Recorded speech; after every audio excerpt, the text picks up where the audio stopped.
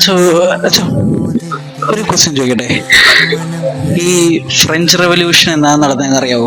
French revolution 1789. അതെ അതെ, correct answer.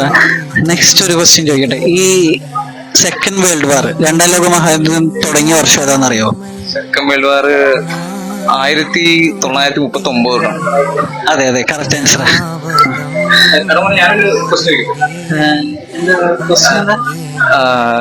നിന്റെ അപ്പന്റെ അമ്മയുടെ ബർത്ത്ഡേ എന്നാണെന്നറിയോ? ഇല്ല, അത് അറിഞ്ഞൂടാ. വെഡിങ് ആനിവേഴ്സറി എന്നാണെന്നറിയോ? ഇല്ല, അത് അറിഞ്ഞൂടാ.